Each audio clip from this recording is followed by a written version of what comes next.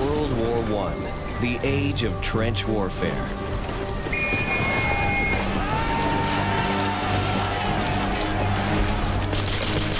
"20 million men fought in a labyrinth of trenches and underground tunnels, enough to circle the globe. Many soldiers never left the battlefields, their bodies and weapons swallowed by the earth. Now, a team of historians and archaeologists have come to excavate the frontline trenches. This muddy ground contains clues to a mystery. How did these trenches make World War I so hard to win? This is a British Lee-Enfield rifle. This is a standard British bulldog spade. The evolution of trench warfare is an evolution of technology. For the next 10 days, the team will reveal the hidden traces of the trenches and the men who fought, lived, and died in them.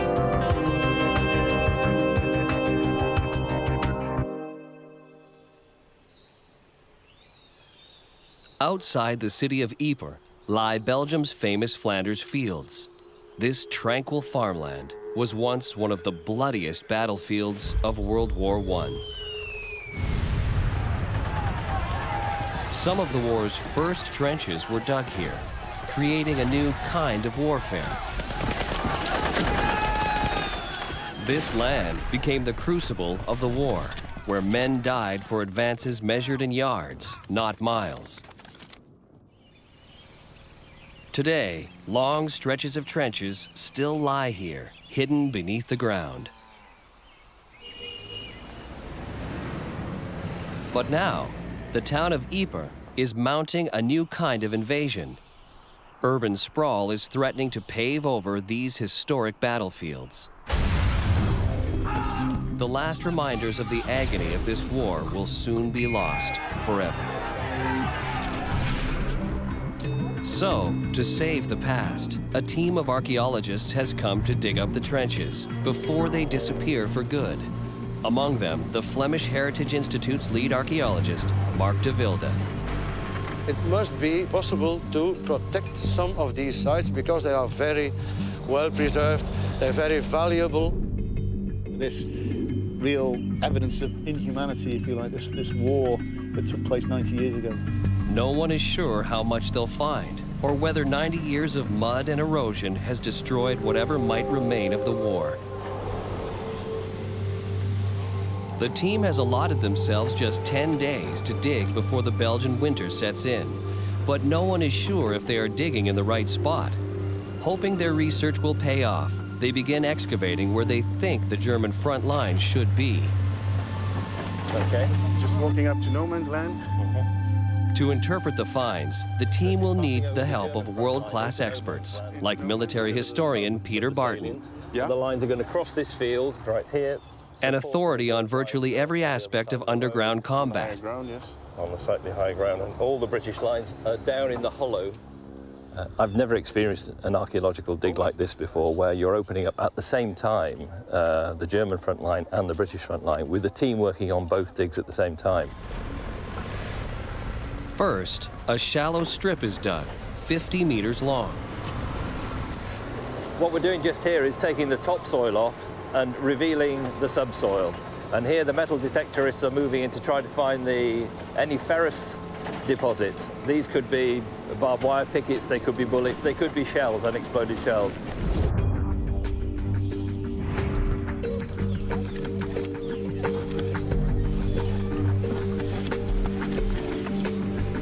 And we believe that this section here is the trench which was in place from May 1915 until the beginning of the Third Battle of Ypres. So this was the German front line.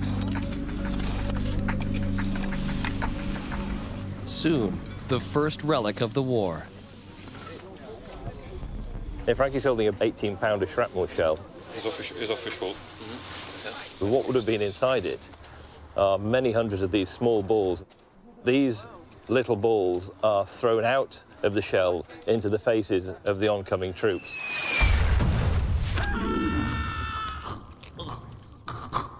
This was really one of the ultimate killers, because this thing would make an entry wound that big, but because it's made of lead, would spread inside your body and make an exit wound the size of a dinner plate. At the onset of the war, the Allies were at the mercy of German artillery. Sandbags and shallow pits provide little protection. Shrapnel rained down from the sky, and the Allies had nowhere to hide.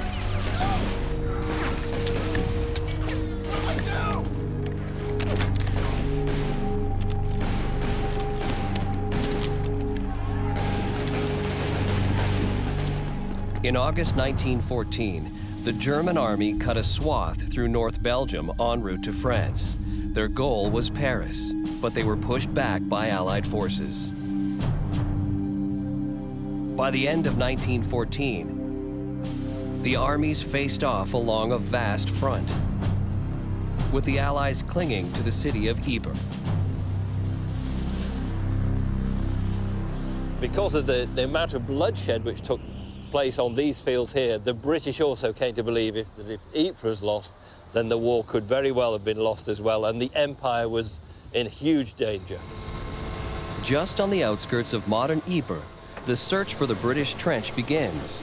It's dangerous work. There are certain to be live shells.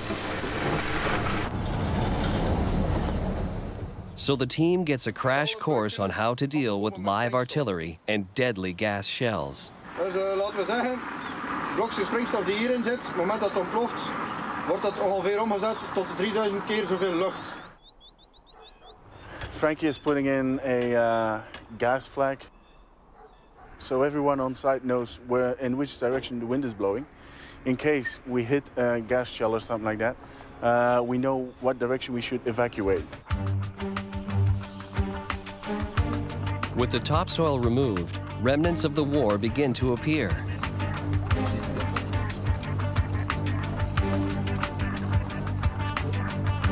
Peter Barton helps identify the artifacts.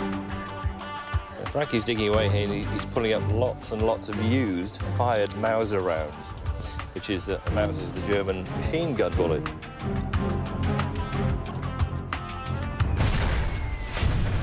The German army was the first to see the deadly potential of machine guns. They laid waste to Allied soldiers.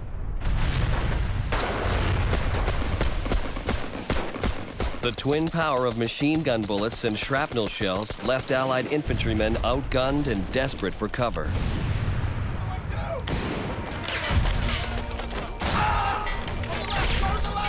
In a letter home, a soldier writes, "There's screaming bits of hot metal flying all over, and machine guns going and pandemonium all around.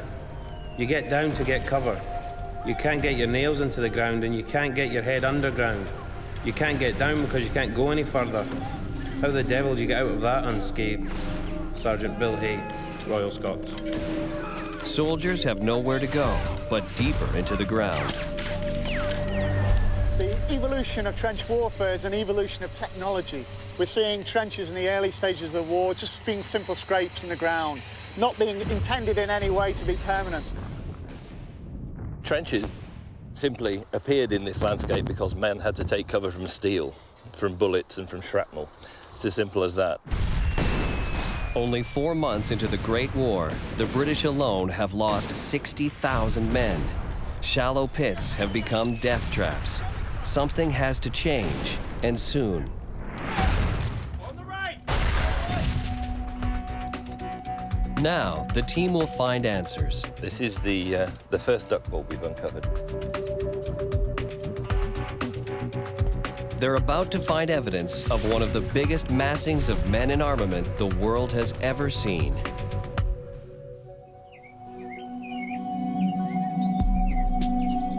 An historic excavation in Flanders fields is revealing evidence of what sent soldiers scurrying for cover during World War I. Shrapnel and machine gun fire set into motion the beginning of trench warfare along the Western Front. The trenches were filled in at the end of the war, gladly erased. But now, on day 2 of the dig, there's no clear sign of any trenches. Where the German trench should be, a patch of discolored earth offers a clue. It may be a filled-in trench or shell hole.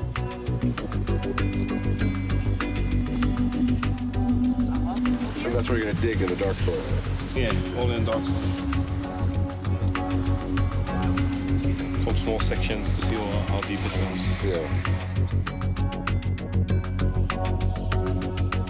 100 meters away, the team is still looking for signs of the British front line. The archaeologists have taken the surface off and they clean the surface. And what we're finding now, the very first finds, the very first artifacts which appear at this time. A much more personal item here, a tunic button, British standard issue tunic button, and of course the ubiquitous shrapnel bullet, which we've already seen so many of just in the last few hours. Here in the trench lines of Belgium, what you're going to be finding are hundreds and hundreds, thousands even, of these kinds of bullets. And what brings to your attention, what really shocks you in some ways, is the fact that as people are going about their business farming here, they're walking across live ammunition, they're walking across grenades, they're walking across gas shells. This is what's known as a Mark 7 infantry bullet. This was the standard bullet that was fired from the Lee-Enfield rifle. This is a position from which rifle bullets are fired regularly in great mass, and you can imagine that this kind of thing was done at stand to. Every morning, the soldiers would get up, they would remind the Germans, and the Germans would remind the British and Canadians and other guys that, you know, they were still there.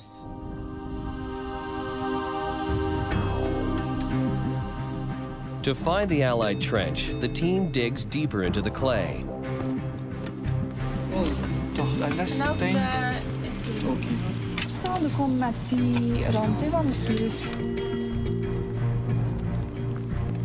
Ironically, the first thing revealed by the team's shovels is a shovel.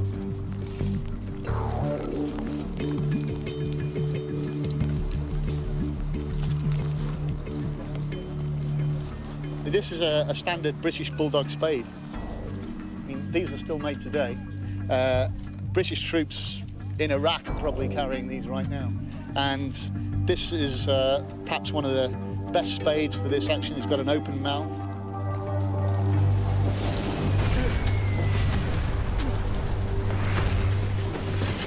This is the day-to-day piece of kit that would be necessary to dig these trench lines. By late 1914, with thousands of shovels issued to troops, both armies dug in, and the Western Front was born. Both sides simply put down their rifles, picked up their spades, and began entrenching. The spade took the place of the rifle. You didn't need your rifle anymore, you just needed to get cover, and entrench, and entrench, and entrench. Those trenches are still here, somewhere. The trick is finding them. As the second day wears on, the team again checks 90-year-old trench maps and aerial photographs, trying to pinpoint where they should dig. Yes. And he was the German officer which worked on some of the trenches. If they're digging in the right spot, they'll find signs of the Allied trenches, and across no man's land, the German line. You've got to approach this very optimistically. You don't know what you're going to find, but it nearly always surprises you.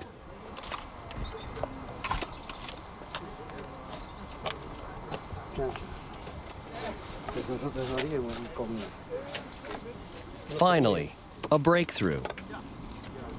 What we've got here is a huge relief. They find telltale markings of an Allied trench. This is the first duck bolt we've uncovered. I mean, there were worries earlier that perhaps the whole of the trench infrastructure had been removed, but it hasn't. The duck board was designed to keep your feet out of the water. So the duck boards actually held you off the ground and they kept your feet dry. Absolutely key aspect of First World War. It's a great thrill. It seems a bit stupid getting excited over duck boards, but I am.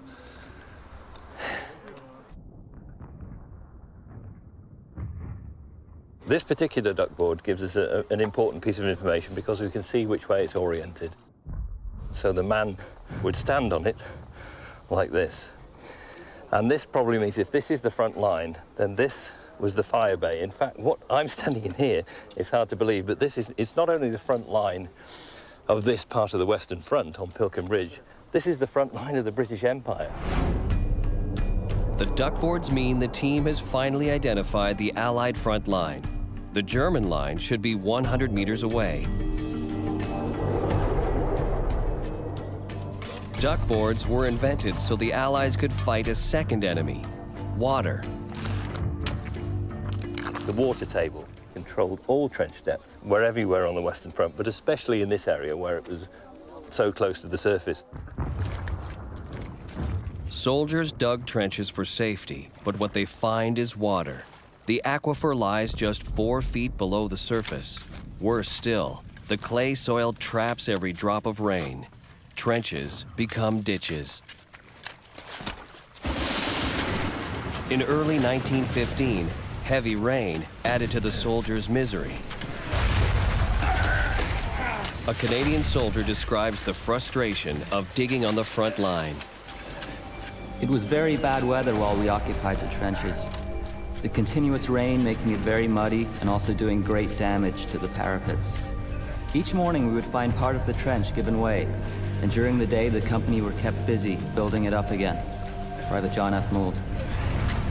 As one old soldier said, you know, you can get these things into the ground, you can get the soil onto the spade, but you can't get it off. It sticks and it adheres, and you can see just how difficult it is even now to remove that material.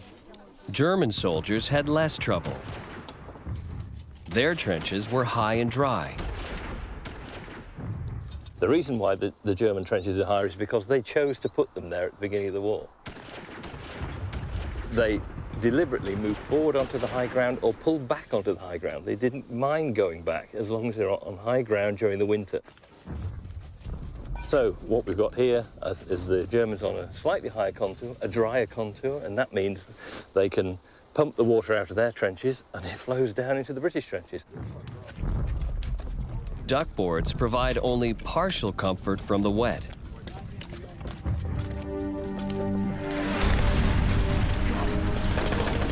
Many soldiers who escape German bullets become victims of the great curse of the war, trench foot.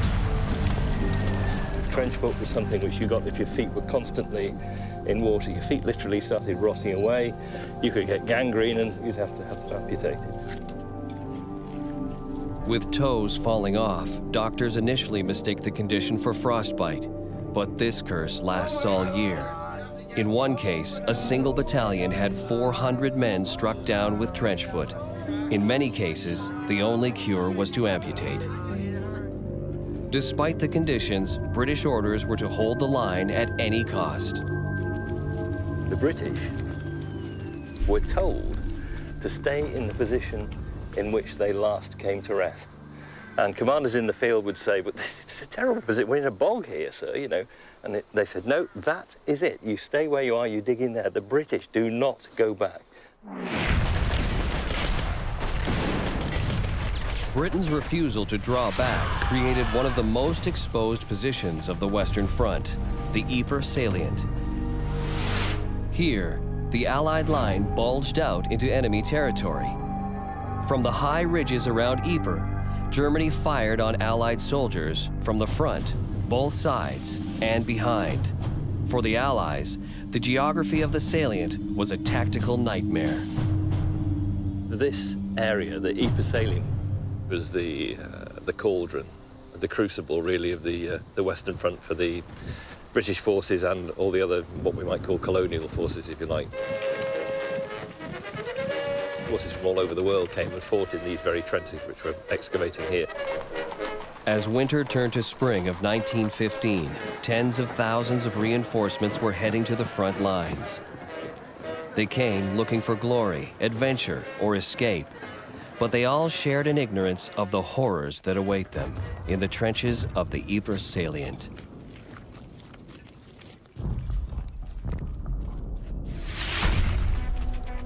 The team is about to uncover signs of the bizarre world that soldiers would find here. This was their home, their life. A world where everything seemed designed to maim or kill. This is First World War barbed wire.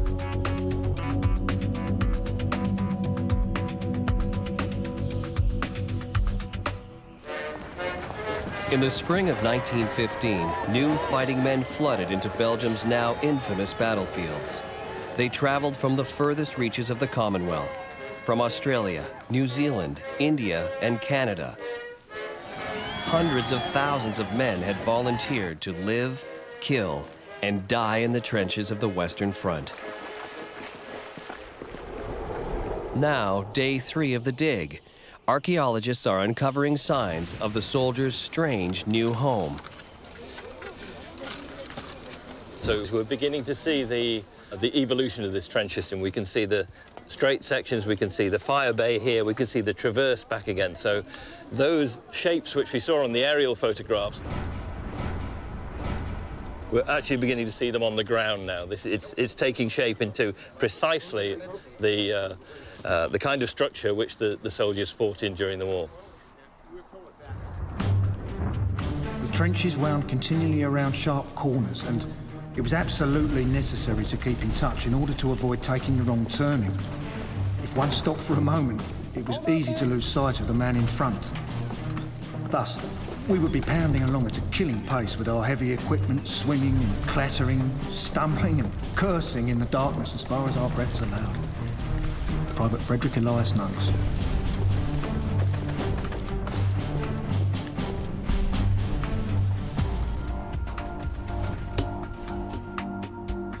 These are the boards which tens of thousands of men from all over the world would have walked on, the trenches they would have lived in. This was their home, their life. They're almost exiled here. They were here for so long. It was an alien world, this. Things were done completely differently. You could forget everything you ever knew in the civilian life. And from that point onwards, once you moved into the trenches, you became a troglodyte soldier. You didn't live in houses, you lived in holes in the ground. You would have the smell of bare earth, the smell of damp earth. You had the smell of decay, the smell of human decay. And that was something which they had to get used to. New arrivals soon found that their first task was not to fight, but to dig, to build the most sophisticated trench system the world had ever seen. This was a military engineers' war. They were responsible for not only designing and building the trench system, but for everything else, the whole of the infrastructure. Whatever you pick up in this trench will have been designed. Nothing at all was random. There was no random evolution in trench warfare. As soldiers dug down, muddy walls would cave in and wash out. But the Royal Engineers had a solution, and the team finds evidence of it a meter below the surface.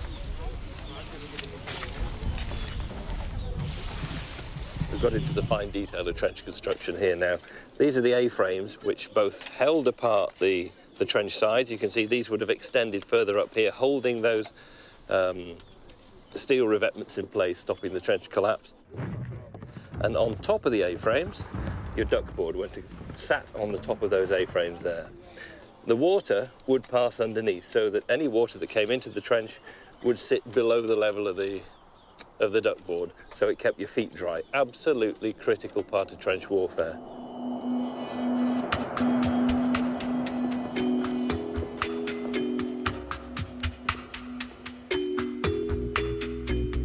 This is an indication of how the British and Commonwealth armies tried to bring regularity to what they saw here, to build new technologies, to invent things like the A-frame trench systems. The British and Commonwealth allies were trying to command that piece of ground.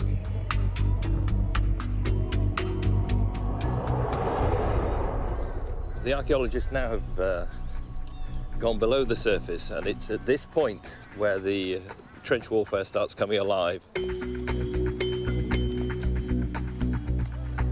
It's a pipe.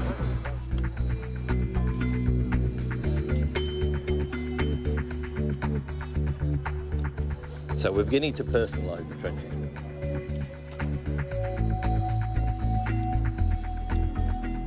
Here's a significant piece of trench material. This is telephone wire. And these trenches, although they're clear of it now, would have been festooned with this stuff. And in fact, as you were walking through, people would be shouting, "Wire, wire, wire, wire," meaning beware of the wire, because this stuff was everywhere. Within just a few months, improvised rifle pits had evolved into a vast underground fortress. All the forests in southern England were cut down, from Canada, from the United States. Wherever they could get timber, there's always a shortage of timber. They were always on the edge of running out. Soldiers construct 10,000 miles of trenches. Soon, enough trenches have been dug to circumnavigate the globe. But no trench was ever completely safe. Project leader Mark de Wilde. It seems that there has been an explosion here because you see all the pieces of wood and metal and so on. So it seems that there has been an explosion, and that's why the duck boards and so on have disappeared.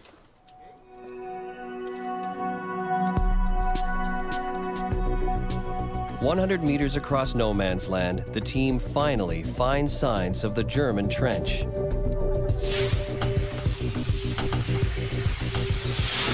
Look at the effort here. Here in the German trench, we can see the German style. They used A-frames, the same as we did, but they put planks, heavy planks, longitudinally.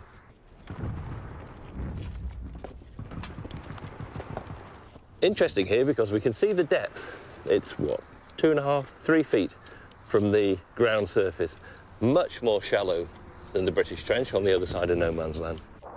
So on the surface, they built these massive, very, very imposing breastwork structures to make the British feel even more looked down upon. So it's a very important learning process we're going through here. Terrific dig.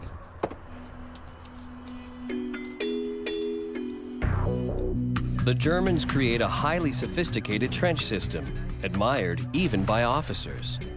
I am astonished about the ongoing work here in the trench. The battalion feels they have done everything that was possible. Despite the heavy artillery attack during the last few days, the sniper steps and armrests have been set up everywhere. Obstacles were put in place, parapets were made higher, and entanglements were mended. Hauptmann Rudolf Lange.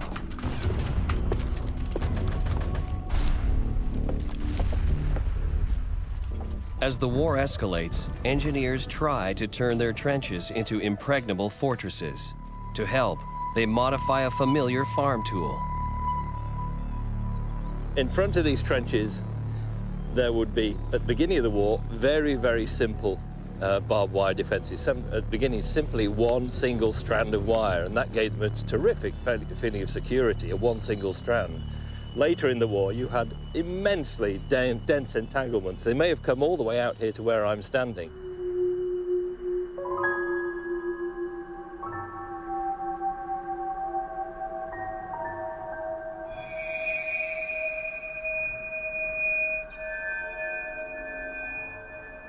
This is the kind of stuff we're talking about. This is First World War barbed wire. That's proper barbed wire. It's not agricultural. Barbed wire was just the first line of defense. Behind it lay the fire trench. Further back, support trenches would hold reserve troops during attacks. Perpendicular communication trenches link up the lines, allowing men, messengers, and munitions to travel to and from the front.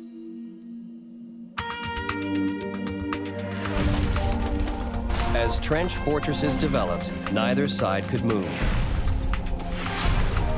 This standoff became known as mutual siege. Trying to break through enemy lines became almost suicidal. The team is about to find weapons designed for this strange new stage of the war. This is a sniper's plate. They'll also find the soldiers who died fighting it. In an historic first, archaeologists are excavating 2 frontline trenches of World War I. One German, one Allied. Day 5 is the team's halfway point.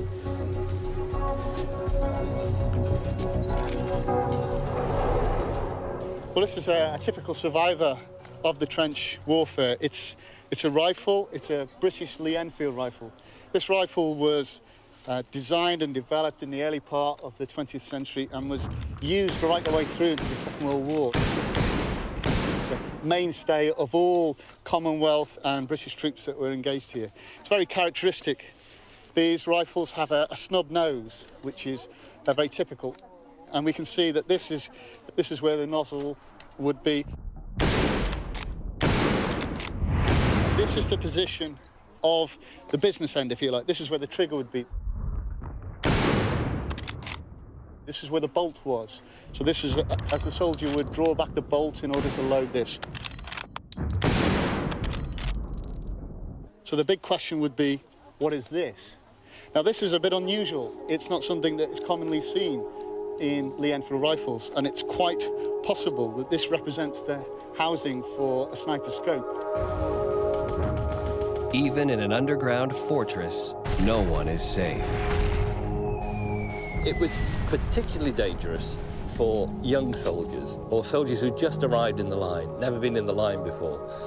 And there are many accounts of this where they say, well, where is this war? And they just put their head above the parapet. Bang.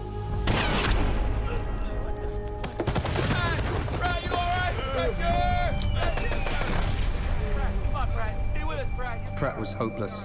His head was shattered. Splatterings of brain lay in the pool under him, but he refused to die. Old Corporal Welch looked after him, held his body in arms as they writhed and fought feebly as he lay. It was over 2 hours before he died, his voice gurgling and moaning low and dry, a death rattle fit for the most bloodthirsty novelist. British officer John Carrington.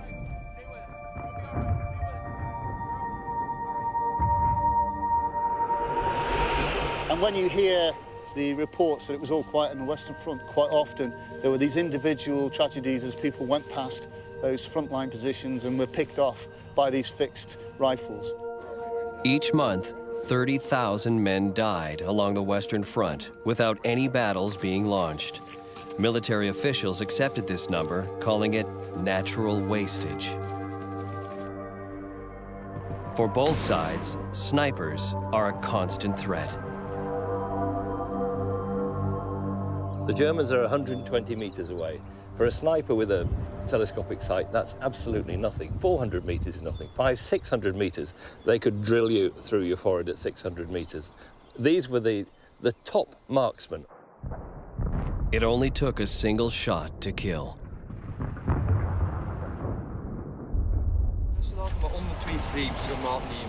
Digging deeper into the history of the war, the team finds one of the tricks of the sniper's trade. This is a sniper's plate. No, it wouldn't normally sit flat on the ground like that. It would be in the British breastwork. There's a hole in the middle, and that's where you would have put your rifle through to snipe at any movement in the German lines, just across no man's land there. The peculiar little feature on the top is actually, it's like a window. You closed that when you'd finished firing, otherwise they would be able to see a little light source through it. We can see, looking at this plate, that it's a good inch thick, solid steel, and that was designed specifically to stop a German bullet, so that the sniper was safe behind there. The British sniper was safe behind his plate. Links hinten.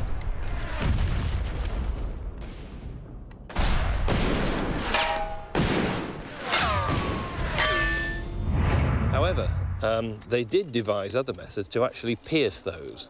And this is not with armor-piercing bullets, but simply by reversing the bullet in the cartridge, so that the point end is into the bullet and the end which is being fired is the blunt end.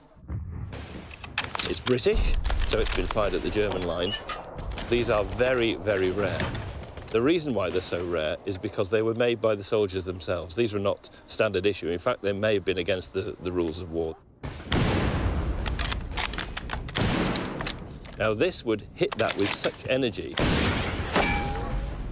that it would possibly not go through it, but what it would do, it would burst a little bit of steel, fragments of steel, off the back of the sniper plate.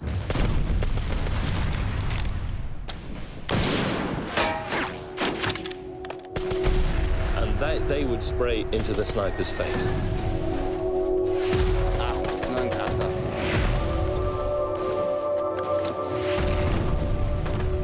As time passed, they found other ways of dealing with snipers, and this was one of the most popular. It's designed by the Royal Engineers. They actually designed a fake head, which was pretty solid, so that when a German sniper's bullet passed through the head, it would drill a tight hole. You then bring the head down and put a periscope through the hole and then take it back up again, exactly the same distance you brought it down. Look through the periscope, and that would take your eye line straight to where the enemy sniper had fired from. He would not be sniped back at, he would be trench mortared. You got the trench mortars onto him, or the artillery even, and just plastered that area, and that literally sent it to oblivion.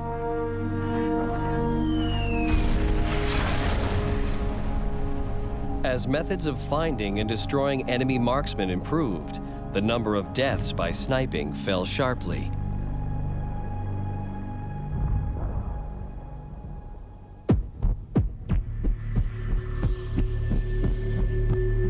The archaeologists here have just found the first sign of human remains. It'll take some time to excavate this because it's almost done forensically. The finding of human remains on the battlefield now is taken possibly more serious than it ever has been before. The bones are found 2 meters in front of the British trench. Archaeologist Yannick de Heijse is in charge of disinterring the remains. This is a piece of his leg. This is the pelvis we have. Probably this is his other leg. We have no sign of skull yet. You can ask the question whether there's going to be a skull. The find triggers a strict protocol, and the first order of business is to determine what killed this man. The prime suspect is shell fire, a leading cause of death during the war. Come on now. That's it, that's it.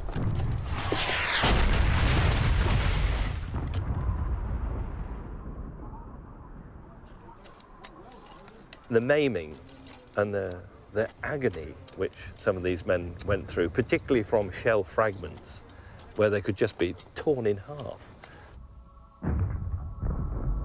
Shards of steel from the shell casing, which could quite just take your arm off, take your head off, cut you in half, just take you to pieces.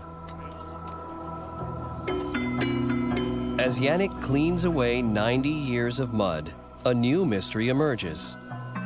So the problem is now whether we're dealing here with one skeleton or with more skeletons. Why would these men be buried just in front of a British trench? The answer will open one of the most horrific chapters in the history of trench warfare.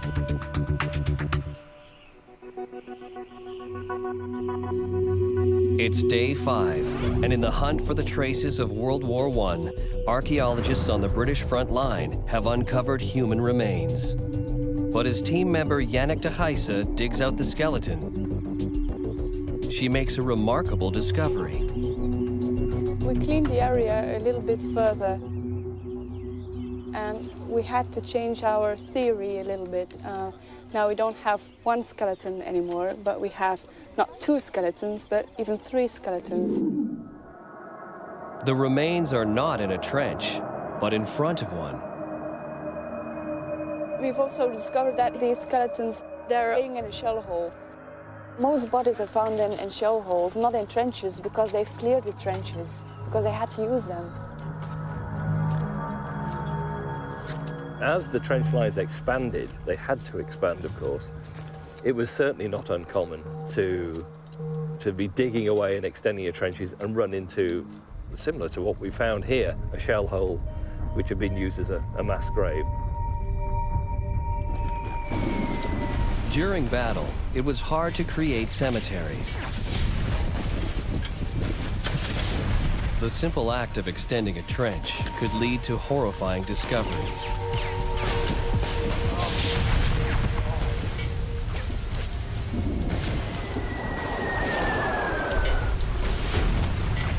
Under fire, corpses couldn't be properly moved. It was a grisly task. But soldiers dug on, and the dead were entombed in mud once more.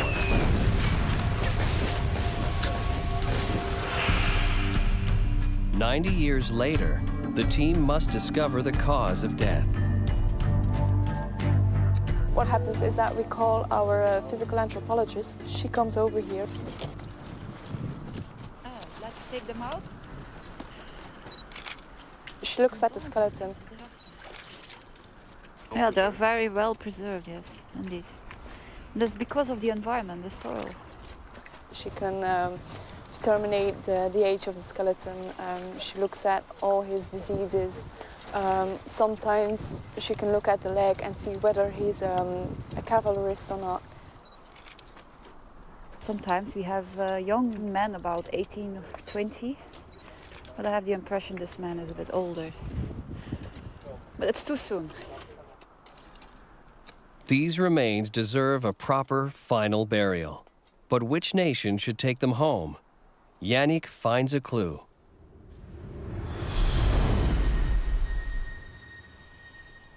We also found 2 buttons here.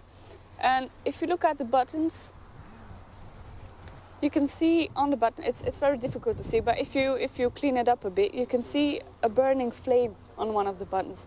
And burning flames are typical for French costumes, for French uniforms. So this could tell us something about the nationality of the person lying here. So we think it's a French soldier.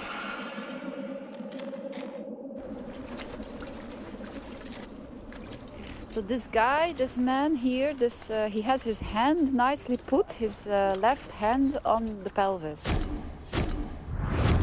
which gives me the impression he has been placed here in that position.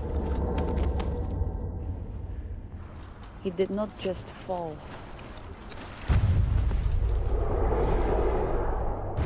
The French buttons, the 3 bodies, the deliberate burial. The evidence suggests a chilling explanation of what happened here. The anthropologists and the archaeologists, from the way that these 3 soldiers are lying, they believe these 3 men may well be victims of the very first cloud gas attack of the war. In the spring of 1915, French troops held the forward line, 2 miles east of where the archaeologists are now excavating. But on the evening of April 22nd, the lines were about to shift. The gas was released from behind German lines over to our right, about 2 miles away near Langemarck. And what they needed was a northerly wind for that gas, and it took a long time in coming. But they got the north wind on the evening of April the 22nd, 1915. They had tubes going out into no man's land, which, when they unscrewed the cap, the gas was released from those tubes. They released 40,000 cylinders. It came crawling across this field, a sort of a blue-green haze. Heavier than air, chlorine gas sank into the Allied trenches. This area was held at the time by French Algerian troops. They didn't know what it was. Nobody knew what it was. It rolled across these fields and utterly stupefied, terrified, and killed the French Algerian troops.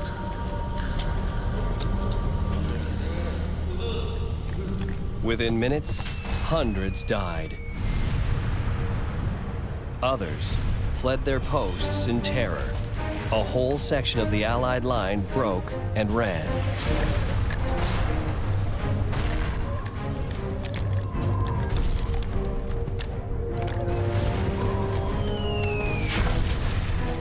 British officers were outraged that colonial troops were retreating.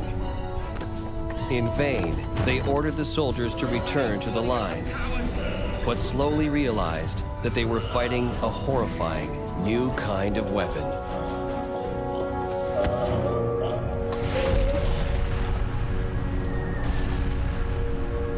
You get a strong dose and it gets into your lungs, it destroys the nervous system from the inside, and what you actually do is you drown from within.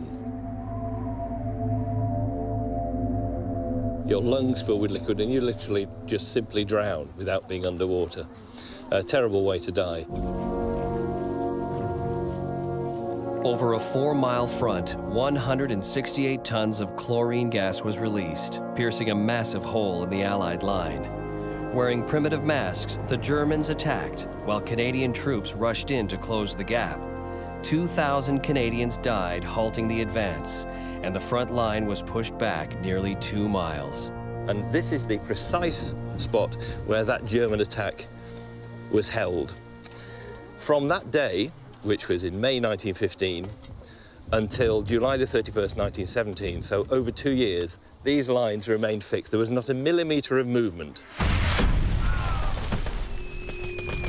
When the battle ended, the bodies of hundreds of French colonial troops were recovered and buried in shell holes close to the new Allied front line.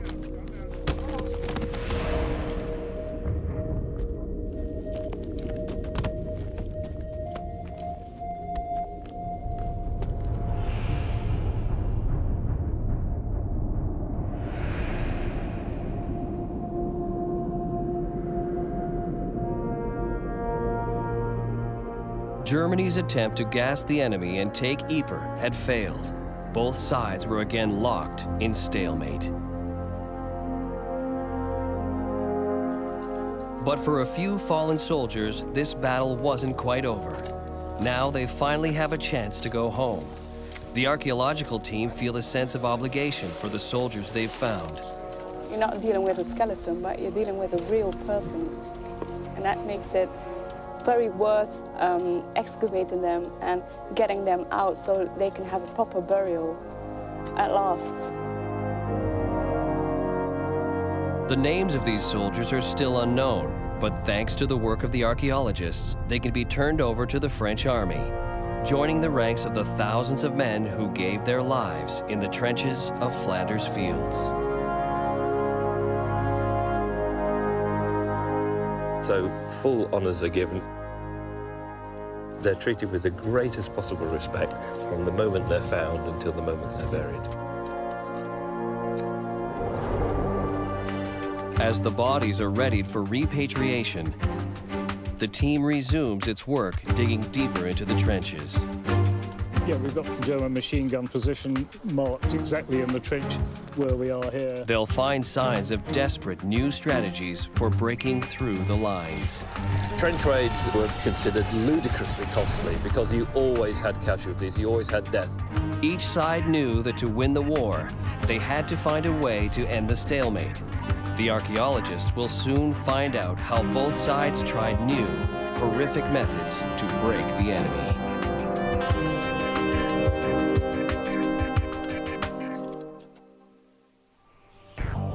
In Belgium's Flanders fields, a team of archaeologists are excavating 2 frontline trenches of the First World War. The Allied trench has revealed dozens of artifacts, pointing to each stage of trench warfare.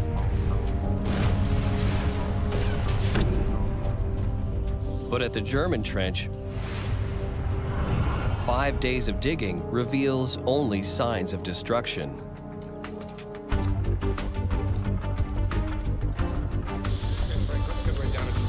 My first impression is it's a fragment of a hand grenade.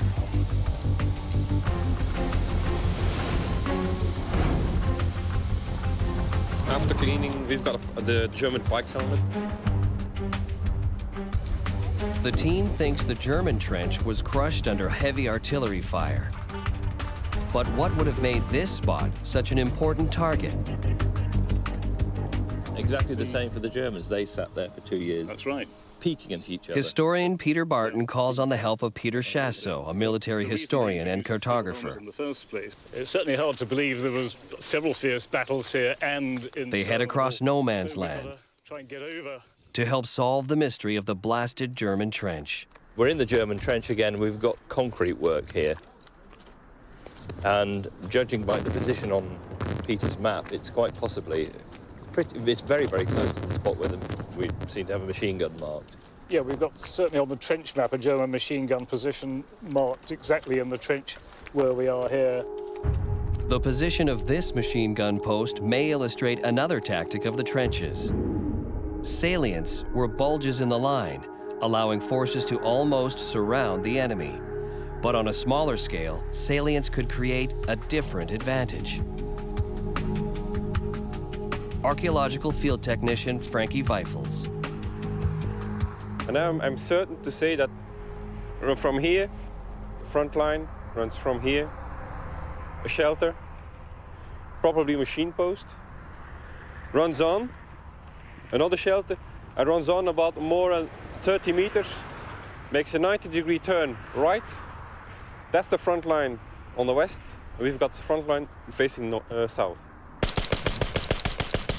The destroyed machine gun post that the team has found was located in a small bulge in the German line. This allowed it to fire in a broad swath into no man's land. The most dangerous thing in no man's land was the fixed machine gun. What they would do is fix a machine gun on a line just to almost cut the grass in no man's land, knee height. By day, stepping into no man's land was suicide. So soldiers started working the night shift. Operations would begin just after dark. Each night, all along the front, hundreds of soldiers would crawl out of the trenches. It was the only time barbed wire could be repaired. But German machine guns were always on guard. Pass gut auf. Ich denke, die sind da. Working in silence became a matter of life or death. At the beginning of the war, barbed wires hung on posts, and this was a very dangerous thing at night because you had to hammer these posts into the ground, and the noise could be picked up by enemy machine gunners.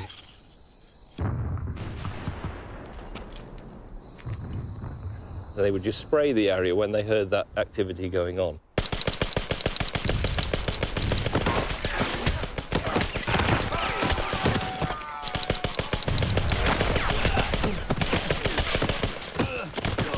The telltale sound of men working the wire got thousands killed until the British borrowed an enemy solution.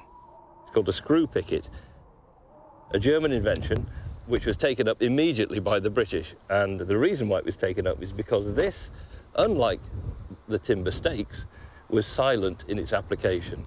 So all you did was you placed the point in the ground and started turning, just like a corkscrew.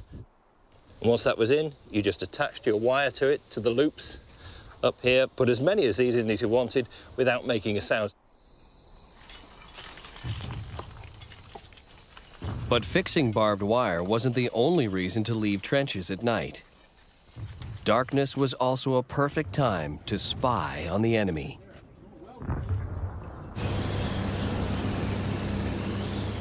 Spy planes could only do so much. They were too high to see new machine gun nests and fortifications. Sometimes, the only answer was to take a close look in person. And trench raids were the answer.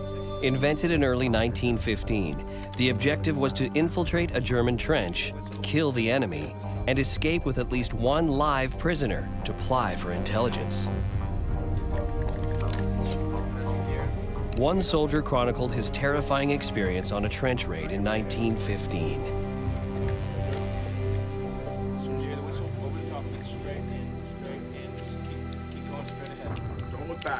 We muffled our rifle slings and accoutrements so that no little noise should betray us. The last thing we did before going out was to give each other a stiff dose of rum. Then there are a few whispered farewells and a handshake or two.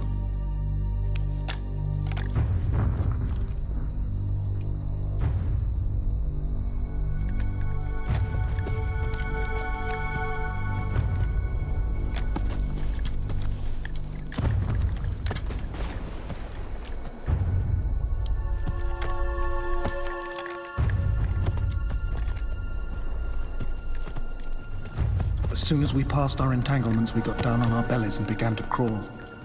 In the slow advance to the enemy's line, I experienced a prolonged state of consciousness during which I hung over a pit of fear, weighted down by a long and vivid anticipation. This silent agony of deliberate approach. Captain Herbert Reed. Out in no man's land, the raiders wait for their chance to strike. They don't dare move as long as German machine guns are in place. For the raid to succeed, this target must be destroyed.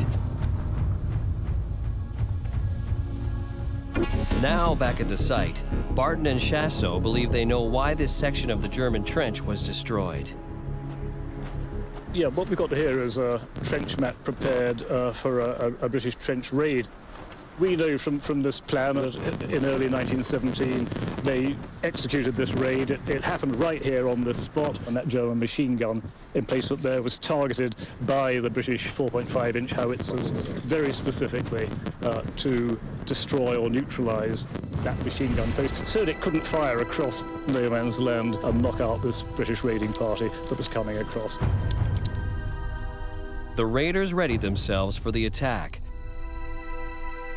waiting for Allied shells to obliterate the machine gun nests.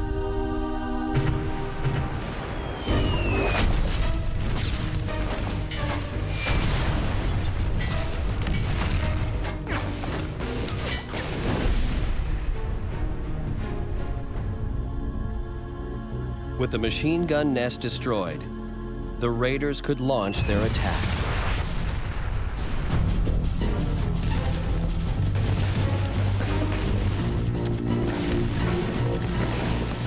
Trench raids could be very, very bloody. They were, for the information which they gained, they were later, after the war, considered ludicrously costly because you always had casualties, you always had deaths, and very often you discovered very little. With survival rates as low as 50%, thousands were injured or died in these trench raids. No one could win the war this way. Both sides continued to search for a way out of the trenches. And as archaeologists will soon discover, stalemate sent the trench fighters even deeper underground. There's a sense here that it might be some kind of trench shelter. And created an engineering marvel.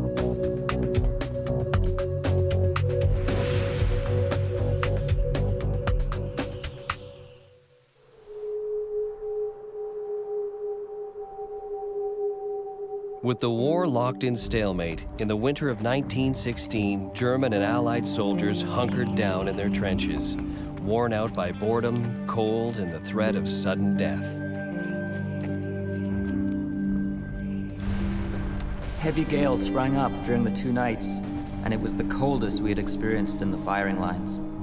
The men often coming in again with the rations being nearly frozen. Private John F. Mould.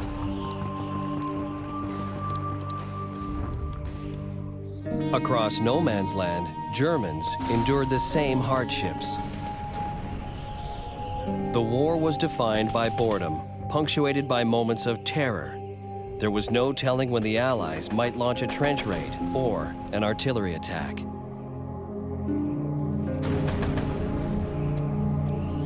I shall not easily forget those long winter nights in the front line.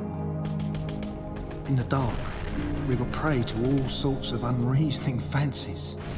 A tree stump, a hummock of earth, a coil of wire took on a new and menacing forms, and in the light of a star shell, could seem to be moving towards us. Private Frederick Elias Noakes. The soldiers had expected to be home by Christmas 1914, but the war was dragging on with no end in sight. Now, the dig discovers how these cold trenches were made into a home away from home. We have a rectangular feature over there. First impression looking at this is that we've got an area which is roughly square-shaped. It's got fabric, it's got timber, and there's a sense here that it might be some kind of trench shelter. Once it was clear that the war would last not for months, but years, millions of men needed a home in this land of water and mud. This was the job of the Royal Engineers for the British and the job of the pioneers, or pioneer, for the Germans. It was their job to devise the trench systems so men could live in it. This was a home. What we're looking at here is not just a trench, it's where men lived. An underground metropolis took root behind the trenches. Up to 3,000 men lived and slept in each section.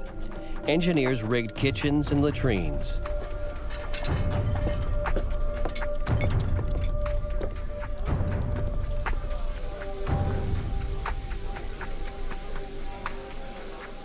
A military base with all the amenities but one: sunlight.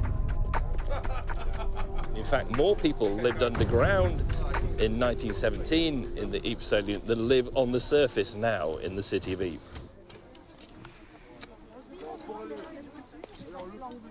Today, only relics are left of the men who lived here. That's a standard British spoon. Sock. It's rubber.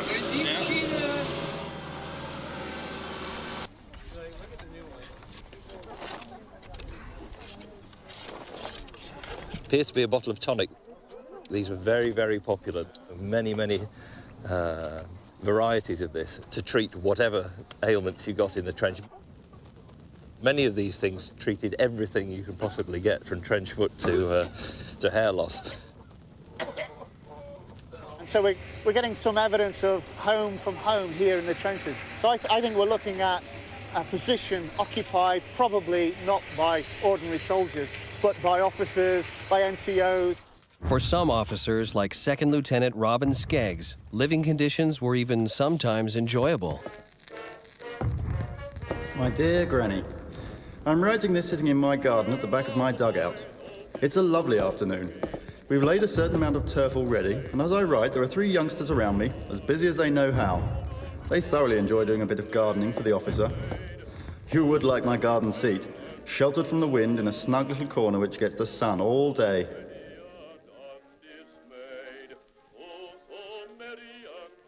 Lower ranks have fewer creature comforts. Everything was very carefully designed, just like the civilian social structure. Offices, the higher classes, were separated from the men, from the great unwashed. And this was absolutely true in trench warfare. It was comfortable down there too.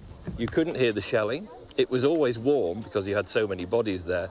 But the overriding thing was the stench of unwashed men, which, well, I can't even visualize it, but so many people talk about this horrific stench as you go down the stairs into the dugout. It's,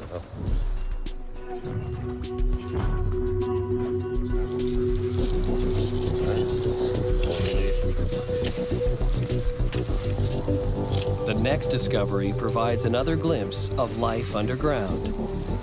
It's a dump of candles, unused candles, if you look at the shape of the candle here.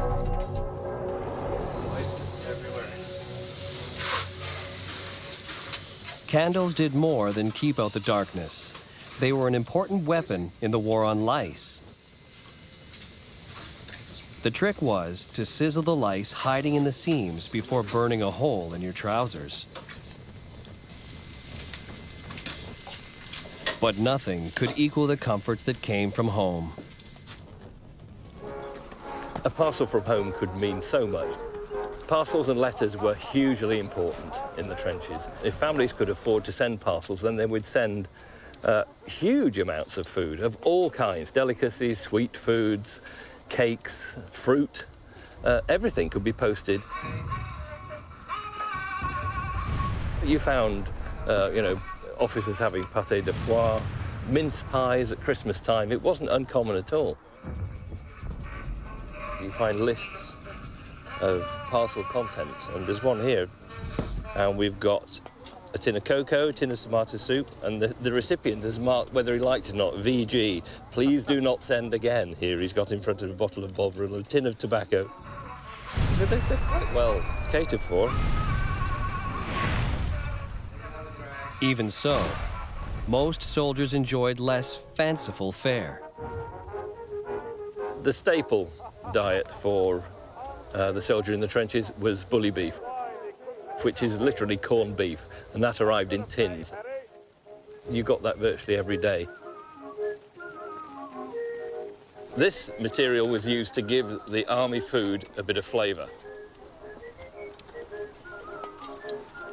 But just as trench life became more bearable, a new weapon found its way into the shelters. Mustard gas was a deadly chemical that could seep into the dugouts, attacking trench fighters where they slept.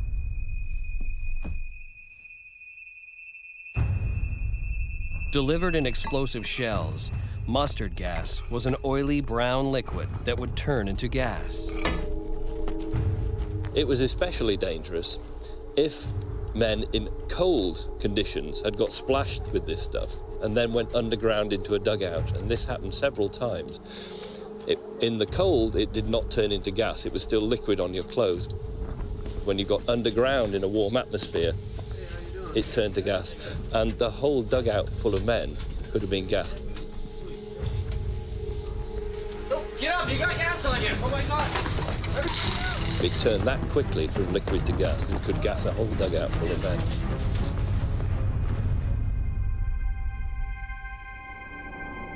And particularly on the soft parts of your body, it just ate through your body.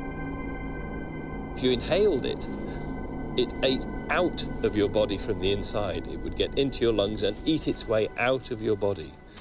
And this was by far the most lethal form of gas. In 1917 and 1918, thousands died from the effects of mustard gas. Gas cases are terrible. They cannot breathe lying down or sitting up. Their lungs are gone, literally burnt out. Some have their eyes and faces eaten away by gas and their body covered in first-degree burns. One boy today screaming to die, the entire top layer of his skin burnt from face and body. I gave him an injection of morphine. When will it end? Nurse Shirley Millard. Archaeologists will look for the answer in the trenches as Peter Barton goes in search of the sites of a little-known chapter in the war. We must ignore what we see on the surface here and dive into another dimension, a dimension which is beneath our feet. The war in the tunnels.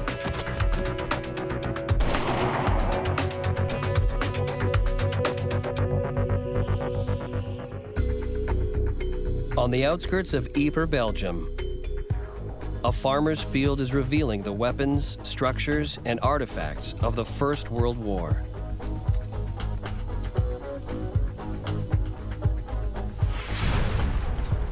In 1916, it seemed this was a war no one would win. But in a nearby field, there is evidence of a deadly solution. Historian Peter Barton goes looking for its traces. When we look at these battlefields, we must ignore what we see on the surface here and dive into another dimension, a dimension which is beneath our feet. Planners on both sides of the line enlisted a new breed of soldier, the underground tunneler. It was the most barbaric form of warfare on the Western Front.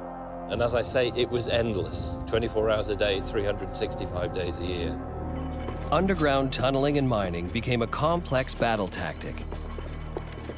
You sank a shaft in your own trench, you dug under no man's land at various depths, a tunnel big enough to work in, maybe 5 feet high, 4 feet wide. You dug that tunnel as quietly as you possibly could so that the enemy could not hear you digging the tunnel. You dug out a chamber once you were underneath his trenches. You filled that with explosive, and at a chosen time, usually in conjunction with an infantry attack or a raid, you blow that mine.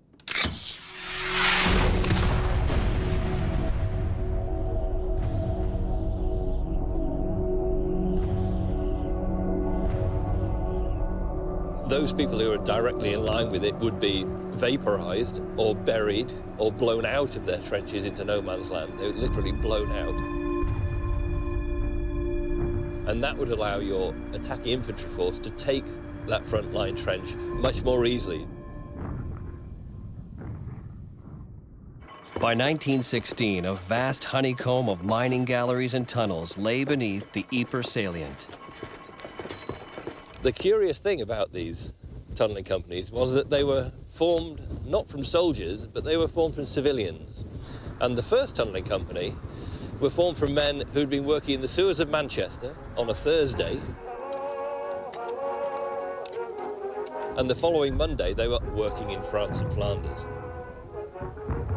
No military training, they couldn't even salute. They were given a rifle, it was taken off them straight away because they thought they'd shoot each other.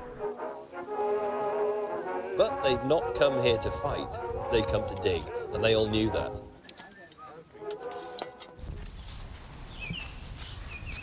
Even today, the scars of collapsed tunnels can be seen on the surface of Flanders fields. Here's a good example of a recent collapse. You can see, because there's no vegetation grown around the hole, it's a fairly recent one. And if we were to hire a machine here and just dig straight down here, we go straight into the Canadian tunnels, which were dug in 1916. This kind of crown hole is evident throughout the whole of the Ypres salient. It's more prevalent up here because of the sandiness of the ridge, but wherever you go, you'll find collapses, some big, some small. Farmers have lost tractors in these. They regularly lose cows. They're standing there and they disappear underground. As each side tried to tunnel under the enemy, detecting and destroying enemy tunneling became a deadly craft. If you picked up a German tunnel coming in your direction and found out exactly where it was, that gave you a huge advantage. So you could let them carry on digging, listening to them all the time, tracking their progress, until they got to the point where you calculated that it was a risk. And at that point, this is where the barbarity comes into this, the primitive warfare. If one or the other heard his opponent working, the direction and level was obtained, and a torpedo was set in a hole bored by a special borer, the angle of the hole set to the correct position to strike his workings, and wired back to an exploder. Canadian miner Lieutenant John Westacott.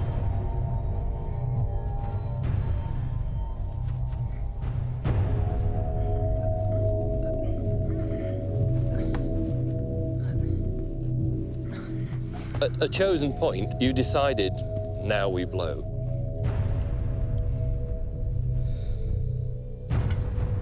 You run your wires back.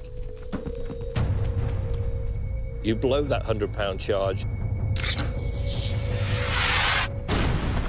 You murdered those men. In the summer of 1916 here, the Germans made a massive attempt to capture this ground.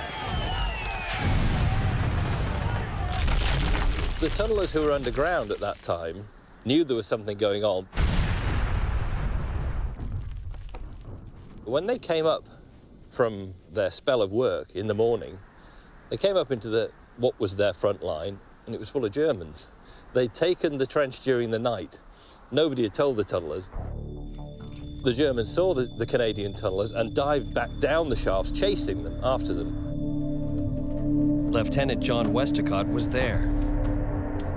We were equipped with revolvers and grenades, but the best weapon of all underground workings was a specially made knife with a blade about 5 inches long which was fitted to a brass frame over our hand. This weapon was silent in action.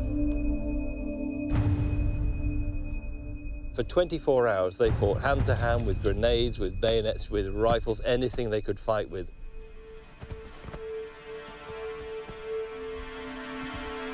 Die Engländer müssen hier sein. Sieh genau hin. Das hier! Go! There's another one right there! Go!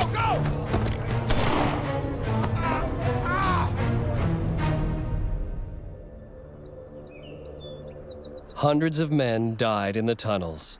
Some are still there. This memorial here is marking, immediately within this area where we are now, 13 men who were killed underground. 90 years later, the men still lie where they died, entombed in their tunnels.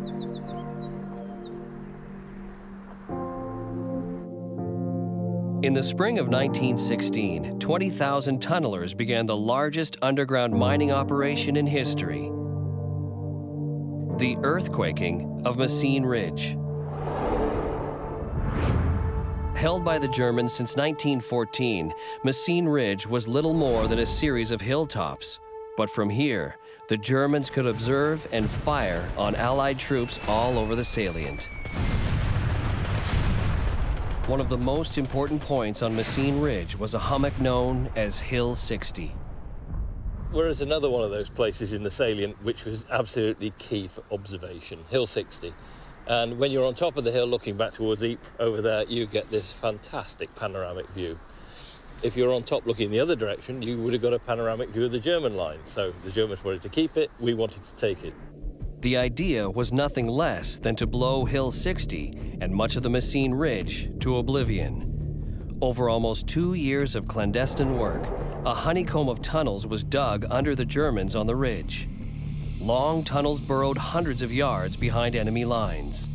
At the end of these, large underground chambers were packed with explosives right under the Germans. The favored explosive by the tunnels was something called ammonal. It was designed specifically for its lifting effect. It was a medium explosive. High explosive would make a sharp crack to break a railway line, if you like. Low explosive, like gunpowder, is too slow to lift these massive amounts of earth from 100 feet down here, for instance. Millions of tons of earth.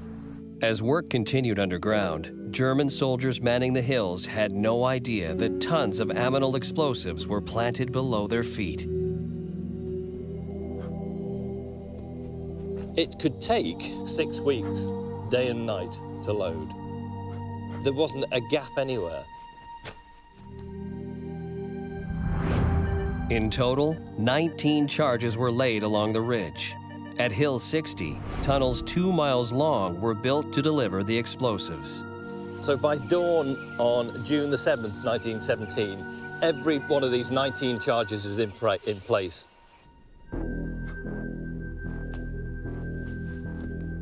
Part of the biggest explosive charge ever planted in history. Just after midnight on June 7th, Allied commanders launched the most powerful preliminary bombardment of the war.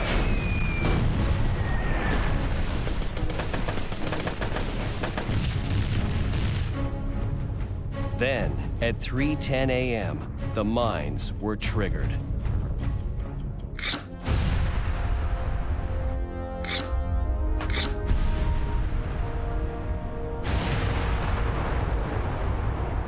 What followed was the largest man-made explosion up to that point in history. A cataclysmic blast heard as far away as London. 25,000 Germans were instantly atomized or buried alive. The detonation of the mines dramatically changed the landscape. What we see here is the Caterpillar crater. This is 70,000 pounds of ammonal planted 110 feet below the ground. It's actually a mass grave. It's not just a crater, it's a mass grave. 800 men died in this explosion alone, and they're still beneath our feet today. Just minutes after the detonations, 150,000 Allied troops surged up the ridge into air thick with blood and dust. When the infantry took this area after the mines had gone up, they found all the pillboxes still in the front edge of the wood there, all fully garrisoned. Every single man was dead, killed by concussion. And the trenches, again fully garrisoned, had done that and crushed them. They found the men just standing upright, crushed to death. The two trench sides had come together. The explosions enabled the Allies to move forward 3,000 yards, capturing 10 miles of the ridge. It was the first major success in 3 years. At the dig site, archaeologists are about to find clues to the last bloody days in these trenches. I shouldn't be this close to this shell. It scares the living daylights out of me, quite honestly.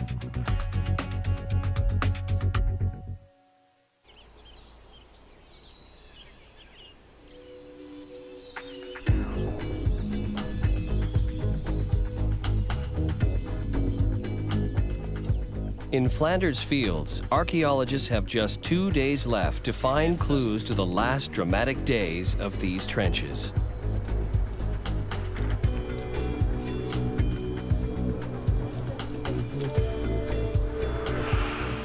For 3 years, this was home to hundreds of thousands of soldiers.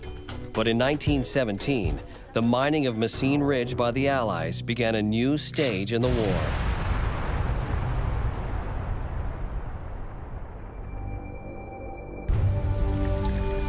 The next step was to launch a massive infantry offensive. It would be known as the Third Battle of Ypres. And it would be launched from these very trenches.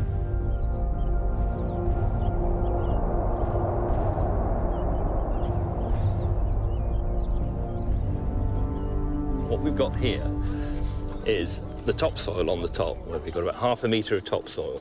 And then coming down here, we start hitting a different colour. And this colour is purely there because this is the remnants of metal in the First World War, most of which came from the sky. It's shell fire. Because of the intensity of that shell fire, the First World War has actually become a geological feature.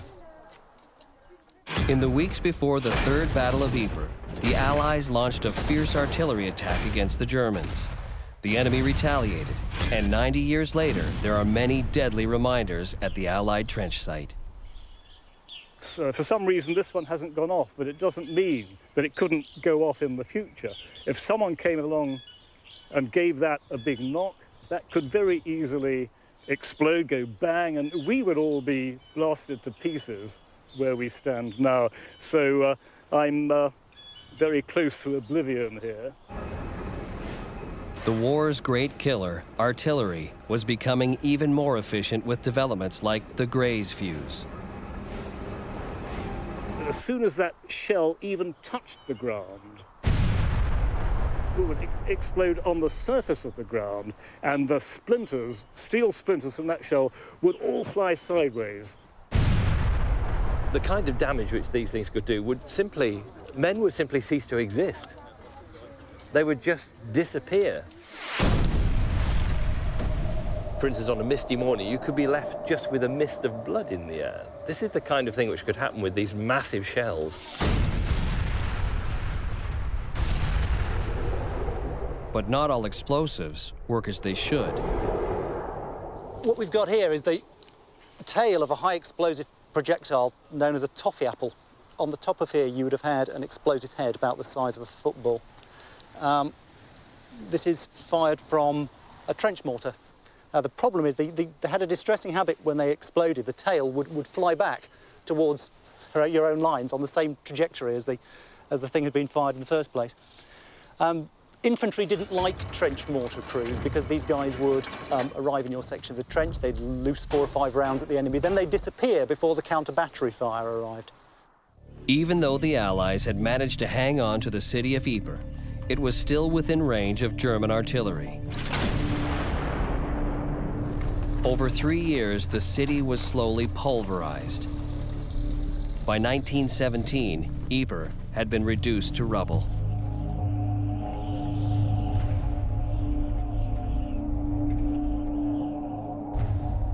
Soldiers became expert in identifying the different kinds of incoming enemy shells.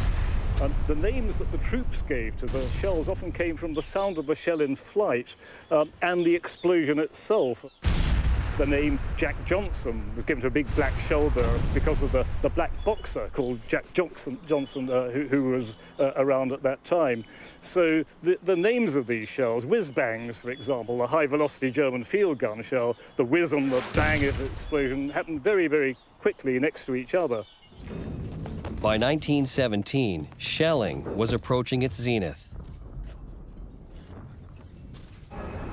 And to support this, industry around the world was churning out a devastating volume of munitions.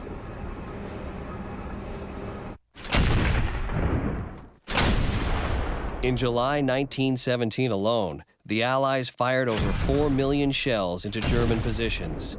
It was the deafening prelude to the Third Battle of Ypres. The whole place was nothing but a mass of bursting shells. The deadly sound as they exploded and the awful vibrations just followed, trying the nerves of everyone around. Quite a few had to be taken away with shell shock. During the time this barrage was taking place, shrapnel was flying around in all directions. Private John F. Mould.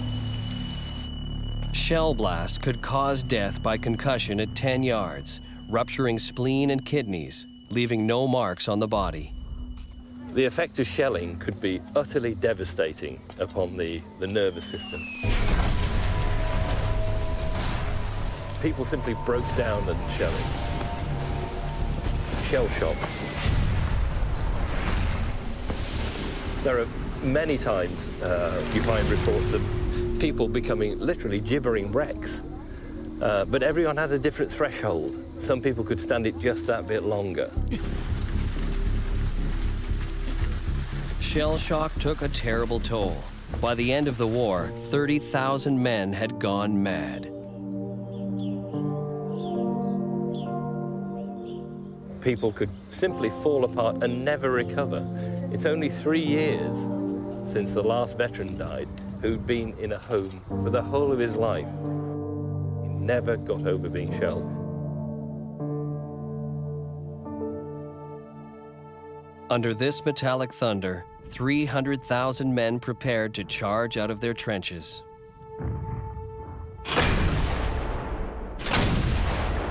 Three weeks of artillery fire and rain had transformed no man's land into a quagmire. Conditions were poor, but the generals would wait no longer. On July 31st, 1917, soldiers readied themselves to go over the top into a certain hail of steel and bullets. Frederick Noakes describes his final moments before scrambling over the top. I think that half hour was probably the worst I have ever spent. Private Frederick Elias Noakes. From the records, we know precisely what happened just before the attack on July the 31st, 1917. They had a cup of tea and they had sausages and potatoes before they went over the top. I suspect a tablespoonful of rum might have followed.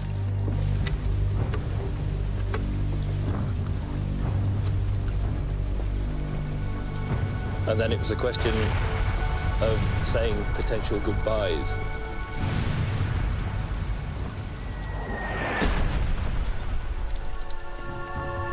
Most soldiers felt that going over the top was the greatest test any man would ever face. As time went past, apprehension became acute as I weighed my chances for surviving the attack. No, I could not so easily give up. The grip of life on me was tightening, and more than ever I wanted to live. Liaison Officer Paul Lucien Mays.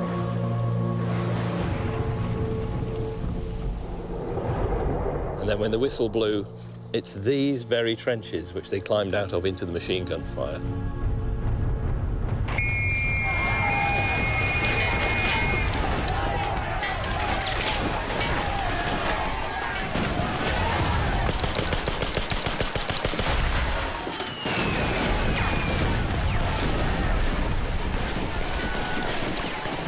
It was one of the bloodiest battles of the war. The exact death toll has never been established. 68,000 men are thought to have been wounded or killed.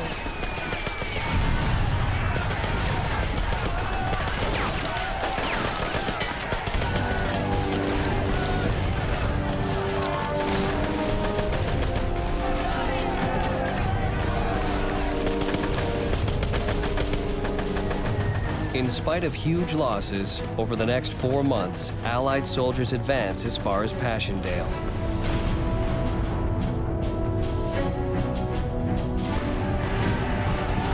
Allies again dig into trenches, but not for long.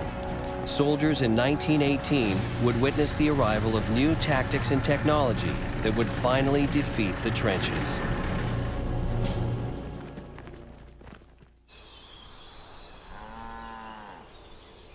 In Flanders fields, an historic dig is coming to an end.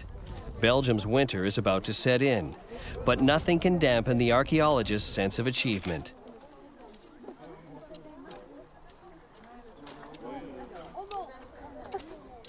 In just 2 weeks, they have uncovered 2 entire frontline trenches and found more artifacts than many thought was possible. The trenches will soon be filled in again, laid to rest once more under farmers' crops. Some people say, well, it's not worth it. You know, you're doing all the effort to get all the trenches clear, to get all the things between the A-frames, and then you're just covering it. So why are you doing it? Well, I think it's really worth the effort. That's how we do archaeology. The dig site has revealed evidence of each stage of trench warfare. In the British trench, duck boards and A-frames. Part of the ingenious architecture of a fortress built in often sodden ground. What the archaeologists have done here has got a pair of scissors and just cut through the ribbon of the Western Front. And this little tiny excavation is that little cut. The dig uncovered clues that explain why soldiers first dug these trenches.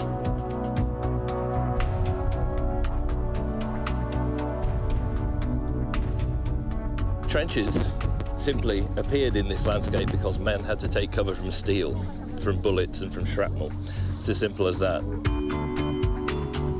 For 3 years, there was no way to break the stalemate.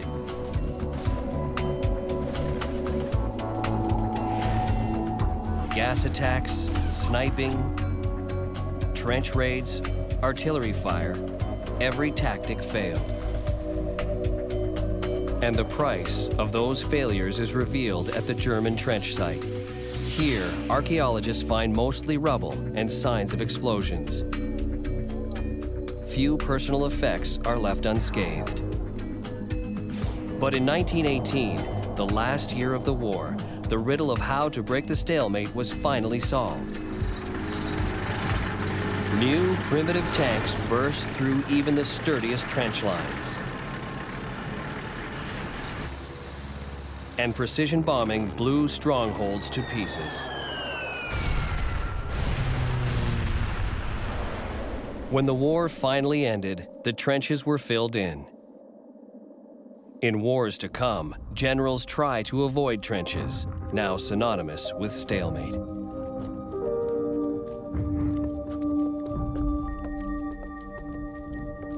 But soon, the few First World War soldiers who are still with us will pass away. This dig is being done at a time when there's a handful of First World War veterans still left alive. There's 4 in Britain, there's 4 in Germany, 3 in Australia. The First World War we're right on that point where the First World War is passing from memory into history, and we can never go back again. As these last veterans pass away, the artifacts they left behind will be the only reminders of what happened here.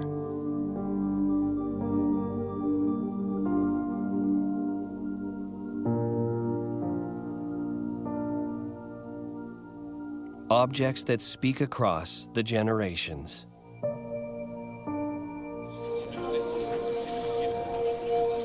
On the last day of the dig, November 11th, the archaeologists share their findings with the people of Flanders before entrusting them to museums around the world.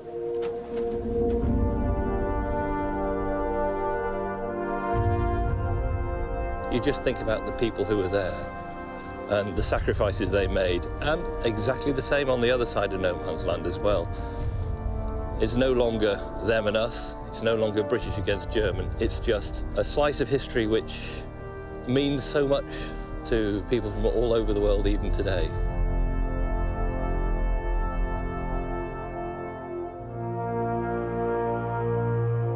In time, the soldiers' names will fade.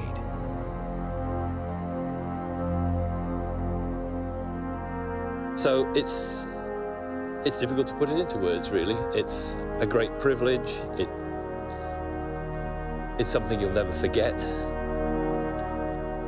And it makes you feel extremely humble and lucky that in the decades of my life, I've never had to go to war.